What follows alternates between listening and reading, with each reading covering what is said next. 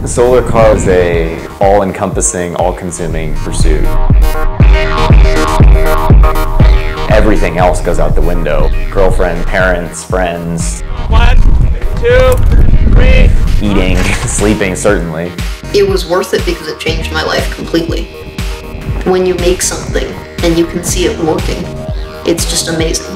Actually being out there and driving a car that you built yourself is just incredible.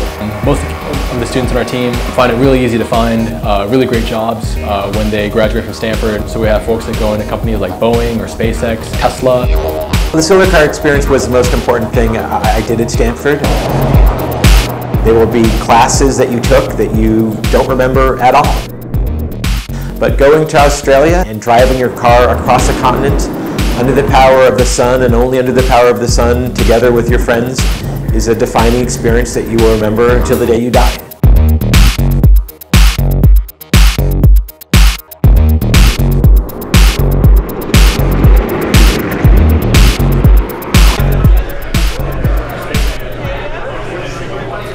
So I'm really excited to be here today. We're here to celebrate our 25-year history at the Stanford Solar Car Project. The Stanford Solar Car Project was founded in 1989 here at Stanford by some really driven engineering students. It's an entirely student-run group.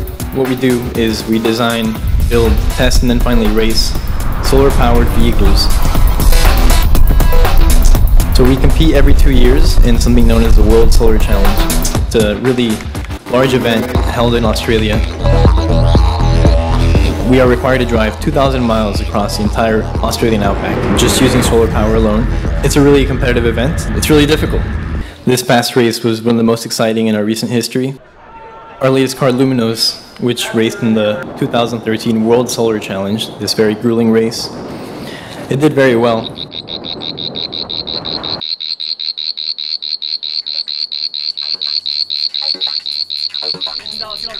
Hands on the car, hands on the car. We're here at the start of the 2013 World Solar Challenge. Over the next couple of days, our team will be driving around 2,000 miles across the Australian outback. We think we have a very robust vehicle that's also efficient. So we're looking for a top 5 finish hopefully in this year's race. The race itself has teams from about over 20 other countries. It allows you to see that there are really good engineers and meet really good engineers from every country and every continent in the world. Hi, that was good, totally. And I really think that's a really cool part of the experience. This year we had 15 or 16 team members from Stanford. They're participating in the race. I do love World Solar Challenge. It's so pure as a race. Just point A to point B, first one there wins. Point A to point B happen to be 2,000 miles apart across the most inhospitable land on the planet. I love that. I found that I really like collaborative engineering. I have a lot of fun because I get to work with a lot of really smart people at Stanford. I'm a rising sophomore at Stanford. I'm majoring in mechanical engineering. Try going a few degrees more vertical. Okay, stop. I've actually taken 3 quarters off for solar car. I will finish in 5 years, which will be 12 quarters of school. And my major is computer science.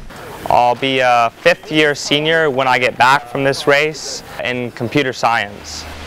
So I'm an economics major at Stanford, and I've been spending the last 2 years working on this vehicle, Luminos, and I also raced with the team in 2011. There are 3 classes that compete in the World Solar Challenge. The class that we competed in is the Challenger class, and that is straightforward racing. You have 1 person in the car, you're trying to go as fast as you can. All the teams begin in Darwin, which is on the northern coast of Australia, and from there on, the teams are racing head-to-head to Adelaide, which is the finish line of the race. Darwin, Australia is a very special place in the minds of a lot of people on our team. It's in the subtropics, so it's hot, it's humid, there's a lot of mosquitoes and other bugs, and then on top of that, there's crocodiles, plenty of dangerous, poisonous things. We usually set up ourselves in a hostel. The majority of our time in Darwin is spent at a racetrack called Hidden Valley, focused on doing last-minute preparations for the race itself.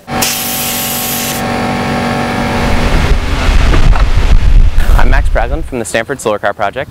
I'm an electrical engineer on the project, and I've been working with the team for about 2.5 years. I joined actually about exactly a year ago, and just the fact that I'm here in Australia now is pretty crazy.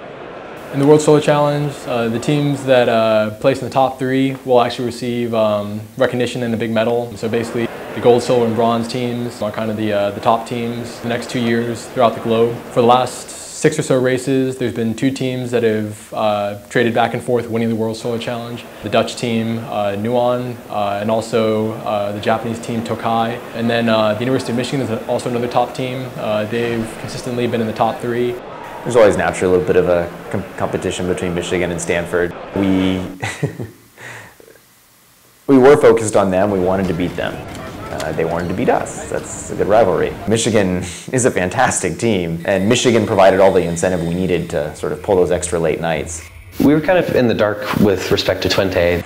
We had gotten to know these guys, and they're really funny people. Yeah, definitely one of the fastest teams in the whole race. Very good team, master students. In the Netherlands, they take a year and a half off to do it. They build a beautiful car, races very fast. One of the cool things about our team is that we're completely student run, and our university involvement is really there to support us, not to direct us. A lot of these other teams are run by professors. They're either completely or mostly grad student composed, and it was really cool for us to see how these other teams are run that were really a lot older than us, a lot more experienced. Right now we're at Darwin Showgrounds, where they're staging the event Scrutineering, where all the teams that are competing in the race this year go through about 4 hours of regulation checks with the officials for the race. Not related to the famous Henry Ford, by any chance? Not that I know of. I mean, it's worth having a look. One of the first stations that our team goes through is a battery check station. At high noon, when the sun is high above the sky, our team will use the solar array to charge those batteries, so that at the end of the day and in the early morning when the sun is low in the sky, we can still cruise the same speed using the extra energy stored in our battery pack. I'm curious to see what other teams have for their battery packs. Most teams keep them pretty under wraps. This was just a station to go through and you put orange string across the pack so that if we were to tamper with any cells, it would be obvious that something had happened. It's just sort of a safety check that they have, that teams are following the rules. Hopefully in the course of the race, we'll never open the battery pack again, and we'll open it in Adelaide, and the string will still be on, no problems. Thank you very much. Thank you. Lovely looking. Thank you. Delighted to see it, so good luck in the event. Great, thanks. I'm expecting big things of you. We'll see, we've been practicing. One of my main projects was building the battery pack mechanically. Max Praglin did the electronics, and Rachel Fenichel did the code. Merry Christmas, have a battery pack. Oh, yeah. Okay, got it. You start the race with a full pack. You're fully charged in Darwin, and you end the race with an empty pack. So some days later. So you don't discharge to 0 every day, and you don't recharge to full every day. My other role on the team as of recently has been working on our race strategy, and part of that is having good models of the car. So I've worked very carefully to identify how the car performs in different conditions, and then use that information to decide how fast we drive the car. If you go faster, you're actually burning quite a bit more. Sometimes it'll be better to go faster by 1 kilometer an hour over a long period of time, rather than faster by 5 or 10 over a short period. It depends on what your strategy guys are saying you should do. It depends on what you think the weather will be ahead and whether you have to outrun clouds, stuff like that. 3, 2, 1, go. One of the more fun parts of scrutineering is the driver egress test, whereupon the driver must be seated inside the car with their seatbelt on and get out of the car, and I believe it's 12 seconds. So out of the car. But the way it works is you get locked in the car and you have your harness on and your helmet on and the radio, and they give you a countdown. 3, 2, 1, go. And then the timer starts and you have to get out all by yourself. A lot of things could go wrong. It would require a driver to get out of the car immediately. Most obvious being some sort of a fire in either electronics or the battery systems, which do happen. With Luminos, it was pretty easy to get in and out of. Some folks actually have to transform from designers to race car drivers, like Anna Olsen. One of the roles that you played in Australia was that of driver. And can you explain for everybody, what is the experience like of driving Luminos? One of the most challenging parts about driving the solar car is that it's extremely boring. Your only job is to sit there and keep the car between 2 straight lines on the road. There's basically no air movement inside the car. You're basically sitting in a little black carbon fiber box. It's definitely unpleasant, objectively speaking, but at the same time, you're driving a solar car across Australia. That part never gets old for me. Our organization has kind of a dual purpose between providing educational experience for the students on the project and making a really high performance vehicle. should I redesign this? Should I do something new? It would be a little more educational for my members. So really navigating the trade-off between good race performance and doing things that are new is probably the toughest challenge. My name is Alex Tilson. I'm a 1992 graduate of Stanford. So I was at the very first meeting that the Stanford Solar Car Project has ever had. It was freshman year, 1989. No one had built a solar car before. It's the first drive we're doing in Australia. I was the first to take the car to Australia and the World Solar Challenge in November of '93, where we were 13th, I believe, out of 40 that started, roughly. And that remained the Stanford speed record across Australia for 20 years, much to our surprise. The teams that went subsequently didn't finish. I know at our company, our entrepreneurial success, I partially relate back to the solar car experiences. It taught me a lot as a leader, taught me a lot as a manager, taught me a lot as an entrepreneur, taught me a lot as an engineer.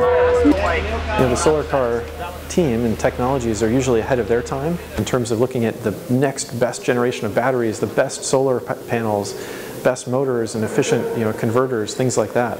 Most of my involvement with the solar car team was toward the end of when I was at Stanford. I had many friends that were part of that team throughout my time there, and I recruited most of the people from the team when we started Tesla, and was a key thing in the beginning of Tesla. I think it matters more than most classes you could take. I mean, it's one of the things that even today at Tesla we look at on resumes and place it higher than perhaps GPA, or even perhaps higher than what classes they decided here and there.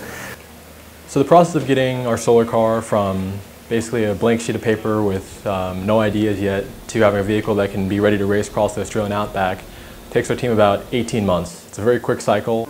We'll spend about 3 months doing preliminary design work. Once we get to the mid-fall, we'll start doing some of the manufacturing work. The vast majority of the components in the vehicle we actually manufacture here on the Stanford campus. For example, the carbon fiber composites, we ramp that up in the late fall going into the winter.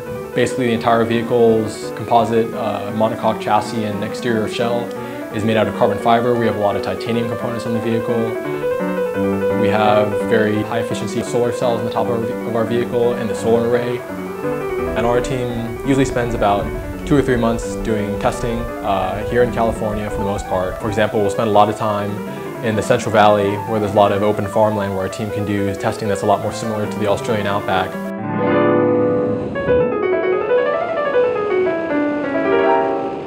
We've also done some wind tunnel testing in the past, even out in North Carolina. Key word for that cycle was testing, testing, testing. We actually put the full length of the race on the car in test miles in the United States, which is a challenge most teams haven't been able to accomplish.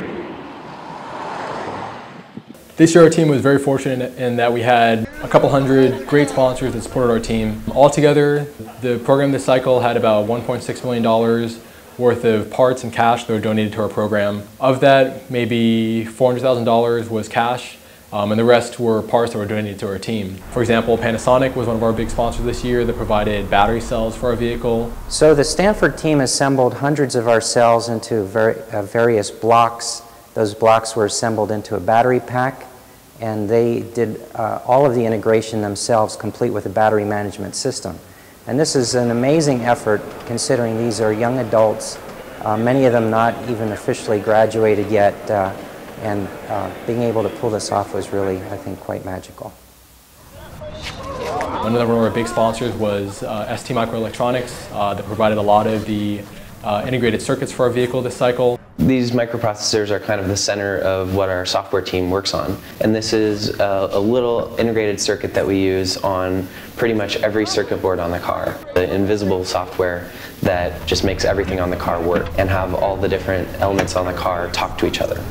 We've been sponsoring it for, I believe, 6 years now, okay, and we'll continue to support it because now we're very involved, right? And it actually goes quite fast. I accelerated, I thought I'd scare the crowd by driving at them, and they got the message, get out of the way. This way. It was great, no, it was good fun, good experience. What I was fascinated by was how they do everything on this car from scratch. It's an amazing achievement for undergraduates. They have to still study and get their homework in, as we all know, okay, on time, and get their projects done. At the end of the day, it's also a lot of fun. And I think that's what comes across. They really enjoy it and are very enthusiastic. And that's it. And like all semiconductor companies, there's a method in our madness. We're a European company. We're in the middle of California. What better place to become famous is with the next generation of engineers, right? Catch them early, as they say. So it's a fantastic project to be involved in. It really is. It's better than even I expected. I mean, people have been telling me about it for years, but now I've been up close and personal, if you like. It's impressive, really impressive. For the summer, our big deadline in the sand was to get the car in a boat 7 weeks before we needed it in Australia. Usually our team will ocean ship our car because that's the most cost-effective way. This last year I tried to make a big effort to try to find a corporate sponsor that could support our team with air shipping, but I had very little success for months on end until I got some inroads with Virgin Australia and Virgin Atlantic. Air shipping is something we always talked about doing, but it's hard. And Wesley manages all in the background to get this sponsorship. It reinforces the opinion that he's magical. Wesley was amazing at logistics. So solar car, turn left here. Okay. Okay, solar car, clear to proceed. Beautiful. Greg was great for technical advice, knowledge, Egg, coffee. and they were just both fun people to be around. Coffee. Egg. Coffee. They did a fantastic job. So with our team, we definitely have a lot of very passionate, strong personalities. Because the thing is, every time water drips out, we're wasting water. But fortunately, this year we had a very strongly knit group of students that were out in Australia. By the time we got to the race, we were really functioning as a well-oiled machine. The car is still on? Fortunately for us, Stanford University provides cash support, but we still operate on a pretty tight budget when we're in Australia. We weren't dining out every night, but no, we're not starving. And also, this is partly because the team tries to put most of our money into racing. You can live on PB&J for a while. The one large expense that our team members have to personally cover is the flight ticket to Australia. And for many members of the team, that's a barrier that prevents folks from being able to go to Australia to experience racing in the outback. In addition to the solar car itself, our team has a convoy of vehicles that we use to support the race car. So this year Volkswagen provided us with 4 vehicles to use, and our team picked up those vehicles in Melbourne, Australia. The first vehicle that we have in our convoy we call the Scout car. For one, the Scout vehicle is responsible for collecting live weather data just ahead of our team and reporting that back to the rest of the convoy. They'll also report if there's any kind of new road hazards we wouldn't expect.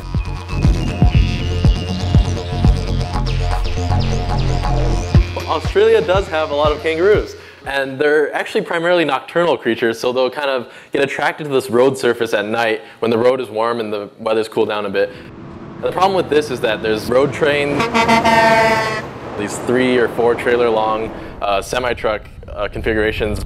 What they have adopted is, they'll call them roo guards, where it's just a steel grate in front of the truck. They won't stop because they can't stop, and they'll just run these kangaroos down. And it happens, there's roadkill on the road, and we have to navigate that the next day. The next vehicle in the convoy is called the lead vehicle, and this vehicle will run maybe 500 yards in front of the solar car itself. And then just behind the solar car is the chase vehicle. And the chase vehicle is usually kind of the headquarters of our race convoy. And then the final vehicle that we have in our convoy is our trailer vehicle, which we use to carry all of our tents, all of our camping gear, and also some of our race equipment as well.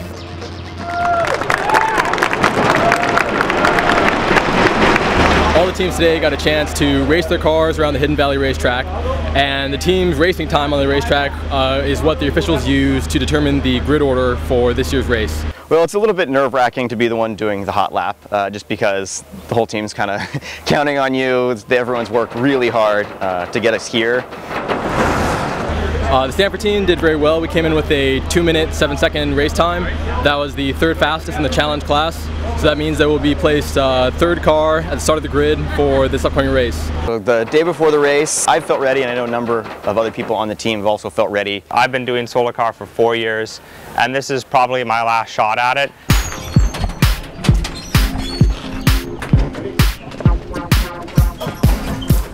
So today is race day. It's a little surreal to be here. We're all obviously very pumped up, a lot of adrenaline flowing. None of us have slept all night, waking every hour in anticipation of the day. We're just really excited. It's going to be a great race and a wonderful way to see Australia. We hope to win. I'm excited, our team's excited. Feeling good, got a good night of sleep, and we're ready for a long race. You kind of start to reflect a little bit on 18 months of everything. I mean, the sleepless nights, the joy of something working, the bickering about what is the best design, what's not the best design, just the agony and the ecstasy of it all. So my parents have decided to come to be the, as they call it, drive the chuck wagon for the team. Like my wife says, we're chief cooks and bottle washers. We're making sure that the team stays full. We're the cookies. They'll be making our food and just handling the food logistics for the whole trip. The nice thing about that is it means the team doesn't have to worry about food. They can take a big chunk of work off of the team and leave us to sleep and make sure the car goes really fast. Really excited. It's been a long process, you know, and here we are. The door was, you know, at Thanksgiving 2 years ago was a piece of cardboard, and he was, you know, designing it. So it's just fun to see it go from the idea to this. The other guy that came was named David Olson. He was a fantastic asset to have because he knew outback weather really well. I believe that at the present time we're looking at some bad weather towards the last day, what we hope to be the last day of the race. If we can get there and fast enough, we should be able to avoid the worst of it. And then if we don't go fast enough, we could run into some bad weather near Adelaide. With a solar panel, you can see your power drop to near zero with a cloud in front of the sun. And we think that if there's enough sun, that we should be able to have enough energy in our batteries to make it down to Adelaide. But it's really kind of a scary game to play when you don't know if you're going to make it to the very end. I'll be driving the first shift, which is exciting, but it's probably one of the more complicated shifts just because you're in real city traffic. The nice thing is I've got, you know, the convoy knows what to do, we're rehearsed at this, we've done this, we're ready to go racing. On the first day of the race, the teams are released off the starting line every 30 seconds or every minute or so.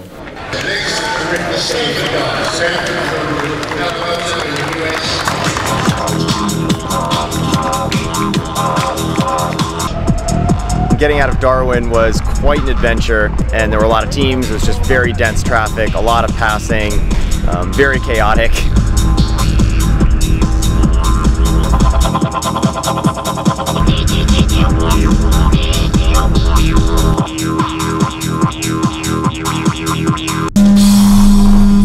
Over the course of the race, there's 9 or 10 control points that teams hit in the biggest cities on the Stewart Highway every few hundred miles. The biggest cities might be a city with a population of 30. As the teams come in, their racing clock will stop for a period of 30 minutes, so teams can buy food and water for the next day of racing, refuel their escort vehicles. So at this control point, we'll do a little bit of work on the car that's a little bit superficial, so things like checking for bugs on the array, making sure the tire pressure is okay. Basically, the thing is that you want to evaporatively cool the array, and as they heat up, then we start spraying them. We use deionized water or demineralized water because it means that we're not leaving residue on the array. Yeah, getting a little more power than expected. Nuon, which is a team from the Netherlands, their car Nuna 7 has concentrators in it. So these are magnifying devices, and that gets them a lot of extra power. It's legal. You do get a lot more sunlight onto every cell. Nuna and Twente are in front of us. We passed Michigan a short while ago. Michigan. Yeah, Michigan's way back. They just pulled in. Yeah. So we have pretty good sun coverage right now. There's a bit of clouds, but based on our weather data, the clouds should clear up pretty soon, and hopefully we'll have clear blue skies between here and the next control point. As the teams continue for the rest of the day of racing, before they get to the end of the race day at 5 p.m. each day, they'll have to try to scout out a place to spend the night. So what the team will do is quickly pull their vehicle to the side of the road, and then oftentimes what they'll do is they'll take their array of the car, the solar panels, and try to prop them up so they can point the solar panels directly at the sun for the last final hours of the day.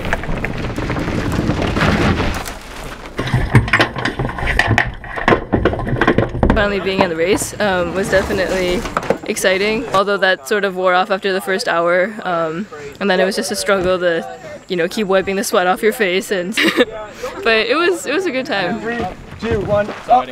We're 4th now currently, and ahead of Michigan. I got to pass Michigan and looked over and grinned at their car while we were driving by. And as long as we stay in front of Michigan, we'll be happy for now. ミシガンの前で撮りたいっていうのがしたいから、その後。今僕らミシガン。Well, is Michigan back behind? Is that it? Yes, Michigan is just down the road a little ways behind us. Oh, we didn't see them. We missed them. Oh no. Good to know.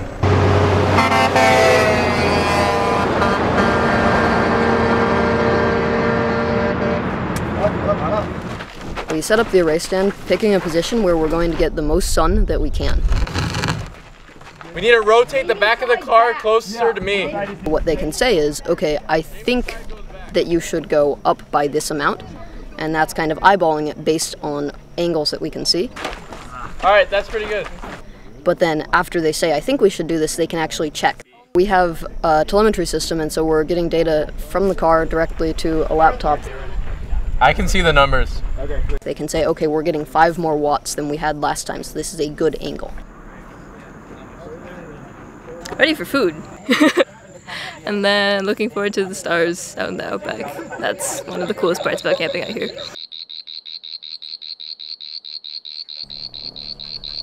We wake up before the sunrise, we get the array stand out, we push it upright and we point directly at the sun. And then what people do is we adjust the angle of it back as the sun goes up, still keeping it pointed directly at the sun. It was nice to camp in front of Michigan for the night. We'll see how long that trend can hold.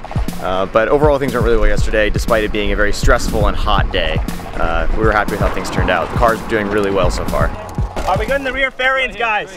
Fairings are the way we make the car aerodynamic around the wheels. So the fairings come down off of sort of the main body of the car and shroud the suspension, the brakes, and the wheel and the motor. And so the fairings are something you need to be able to get on and off to change tires. We took the fairings on and off a lot of time. Razor. Cut it. This is not on very well. No, you need to redo it. No, it's flush in the front. Okay, cut it. Toby, hurry! Our team makes a large investment in ensuring that the people that go to Australia understand their roles and have a good sense of unity with their team members. There's definitely other teams that may have a lot more drama, so as much as we can, we try to avoid any kind of conflicts we would have at the last minute when it comes down to actually racing across the outback.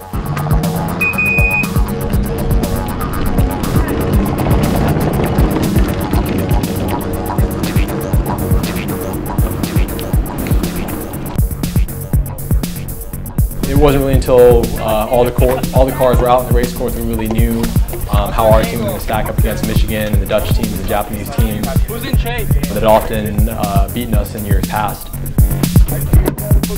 This year, the Stanford team had a couple of alumni from our project that were tagging along with our team, most of which were from Google actually. They were rooting our team along. They were also doing some recruiting at the same time. What SolarCar does do that's really good is it's just the absolute best training ground for new engineers to really get some experience under their belts before going off into the world. The last few people who have joined the Google X, well, self-driving team mostly, have been from like the Michigan SolarCar team, the Minnesota SolarCar team, and the Stanford SolarCar team. I guess I should say that SolarCar is about like 95% of the reason why I got my job.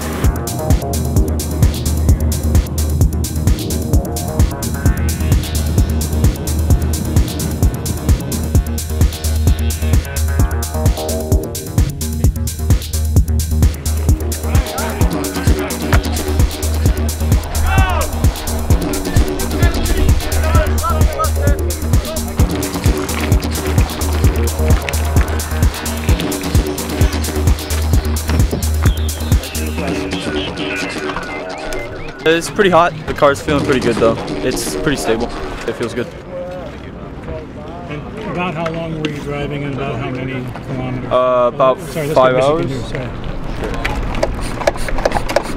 We're pretty happy with where we are right now. If you'd said 2 years ago that we'd be here, we probably would not have believed you. Yeah, we're excited to be top 5 so far.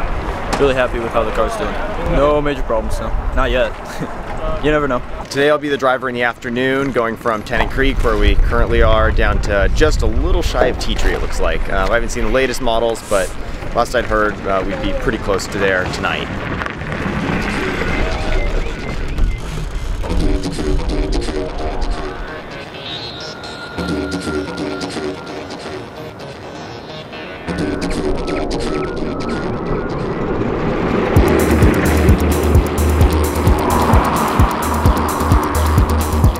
We're in the outback now, and you can kind of tell. So it's a little more sane driving. You can run your own race now, as opposed to having to jockey with other teams a whole bunch. So it's a little more relaxed in that sense.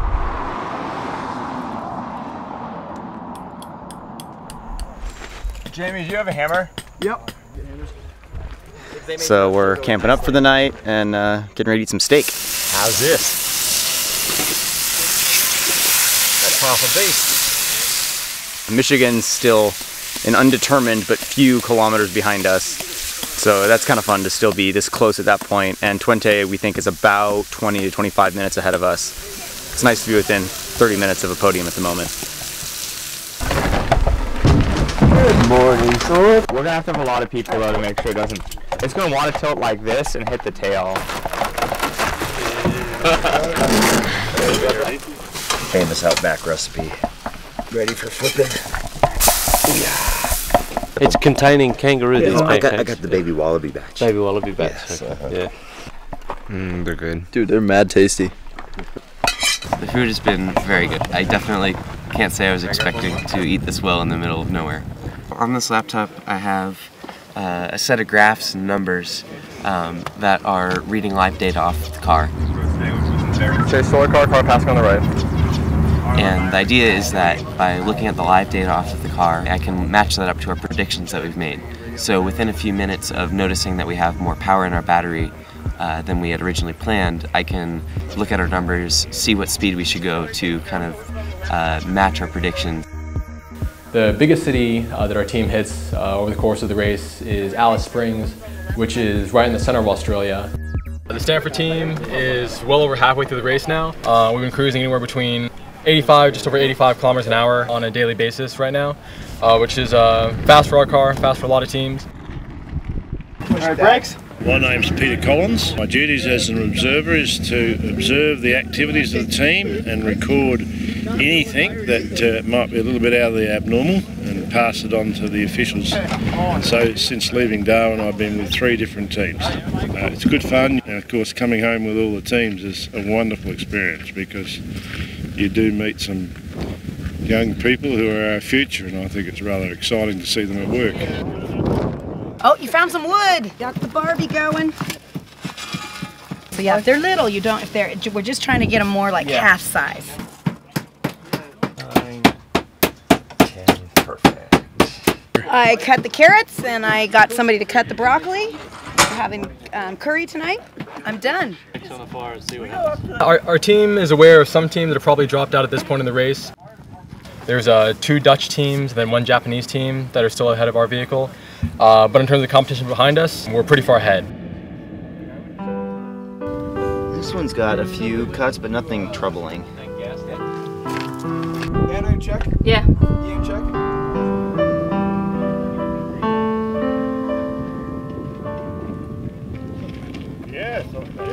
Everything has been going very well so far. The car has not broken down. We've been sticking within a few kph of our projected speed from the first day. We have plenty of battery pack. There's a lot of good sun right now. It looks like we're going to keep up a tailwind until we get towards the coast. And from there, it's kind of questionable what will happen. We're looking at a storm system kind of rolling in from the ocean when we arrive in Adelaide. So looking forward to another day of driving really fast.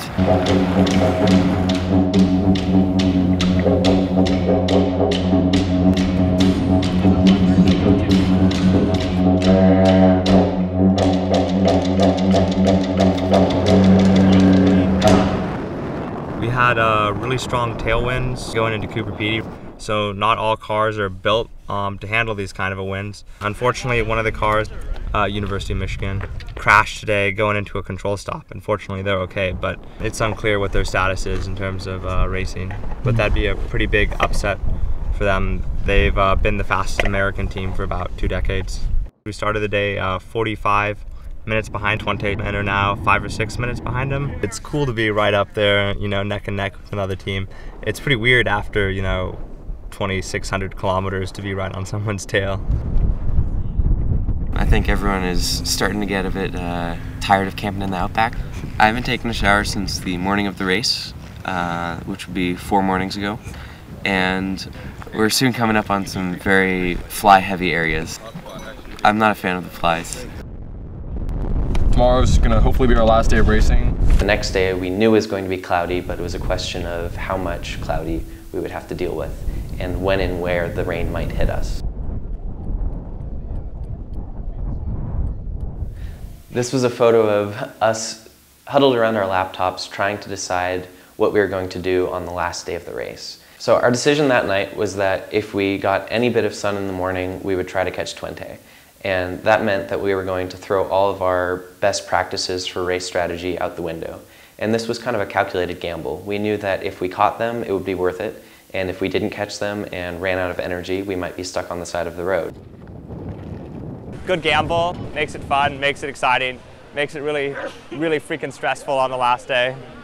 So that last day, waking up 6 minutes behind Twente was definitely exhilarating. We figured they probably had more on the battery pack than we did, but we wanted to keep pressure on them, hoping they would make a mistake. We know they were worried about us. It was really fun to be in an active race that late in the game against a team that we all respect so much. We had a short drive from the place that we had camped the night before to Port Augusta. We're at the last control stop right now. The Solar Team Twente is in 3rd place and we're about 10 to 15 minutes behind them. So right now we just kind of have to brave this terrible weather. But our team was trying to get the last potential wattage out of our solar array. So we had our team propping our vehicle up to get a bit more sunlight to improve the power output of the solar panels. Hey Wesley, what time do we leave again, just so we know? It's really going to be a race to Adelaide. Don't know if we have enough sun to get there. Don't know if they do. If we got 0 sun, we surely won't make it to Adelaide. It's about 200, 300 kilometers from here. It's just a question of how fast do we go to try to save some energy. It's a high stress time right now. And after the 30 minutes were up, we had to jump in our convoy vehicles and try to chase down the Dutch team that was just ahead of us.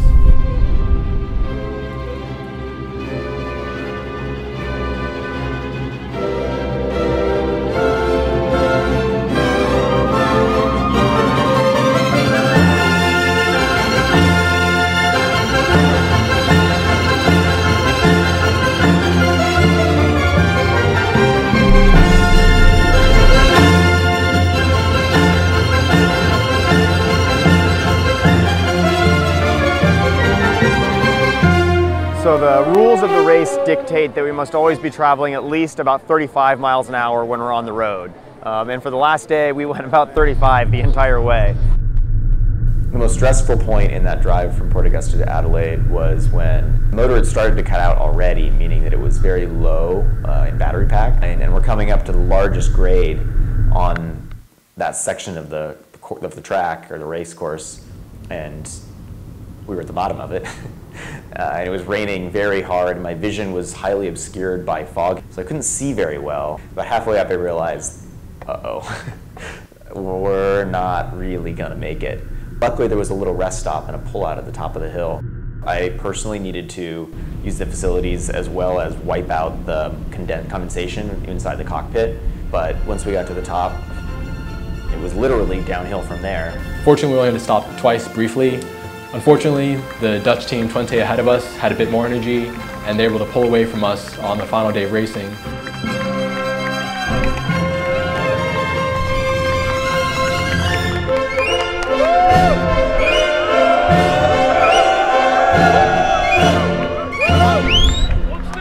I feel really great.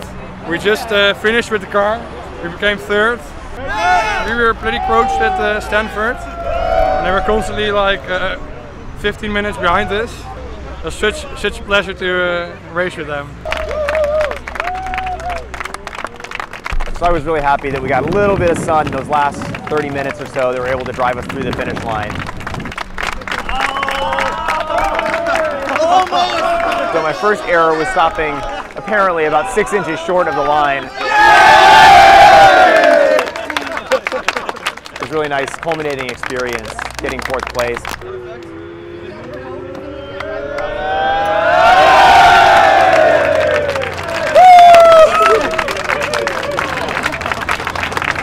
Last drive I'll ever have in a solar car. To America's #1 solar car team!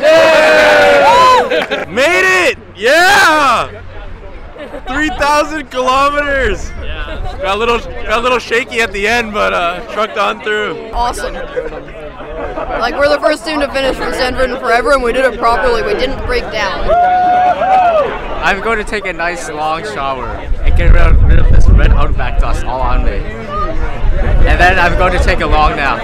Yeah! I'm so excited, so happy. I was so nervous. Nail biter. It was a nail biter. Feeling relieved. 4th place, best finish ever, I think, for Stanford, so couldn't be much happier. Great. We're at the finish line, end of timing, and we're very happy. More flies! The next car we expect to have here on the finish line will be the Stanford Solar Car project from the United States.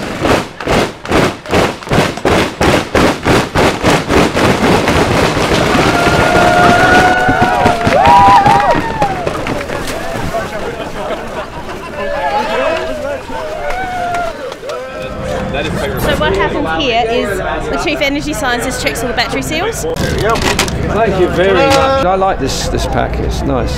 Not a speck of dust or anything on it. Congratulations, it's a very nice pack. Thank you. Yeah, it's really good.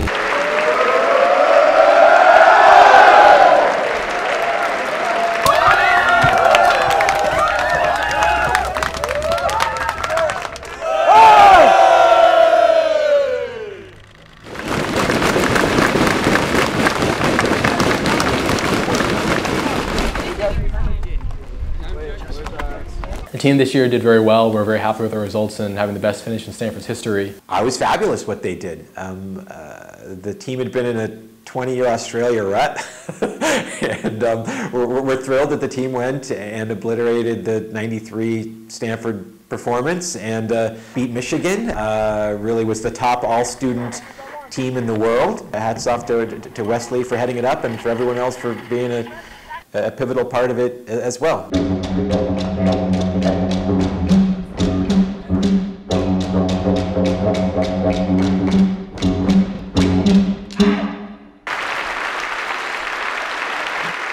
There's also usually an award that goes to teams that are recognized for their, I guess, spirit in the event itself. The 2013 Bridgestone World Solar Challenge, the David Fuchak Spirit of the Event Award, is presented to Stanford.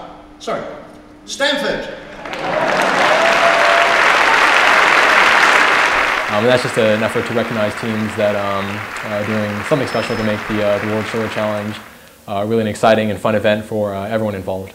And this award is yours just as much as it is ours. Thank you, everyone. I would easily rank the Stanford Solar Car experience as my top experience I've had here at Stanford, but there's still some lingering stress, I can say, from the last year and a half, and I'm sure I've taken months, if not years, off my lifetime by the amount of stress that I've gone through.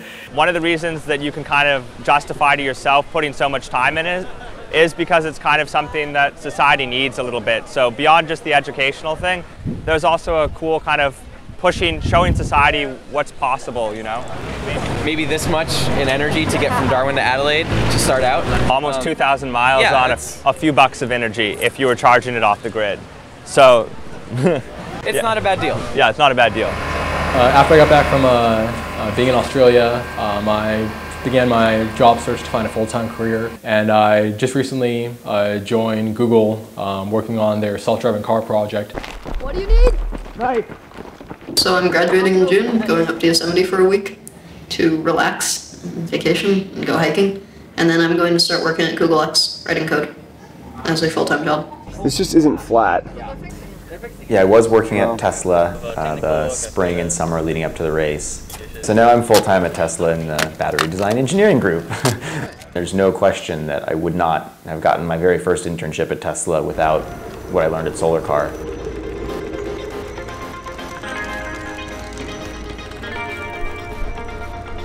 I certainly hope that the university continues to, put resources behind this and also stay out of the way enough to provide a place that students can really have that freedom so they can, push the boundaries, fail occasionally, learn from the failures, make mistakes. That was one of the, I think, instrumental parts of Solar Cars. There was never a safety net to prevent you from making, really bad mistakes. And you learn amazingly quickly in an environment like that. It's a little bittersweet to see it finally end, but I'm glad I got to go out on a very high note like this, and I have so much confidence in the people that are coming up. We just had such a great group of young people join this year. The team's in great hands. Can't wait to see what comes next.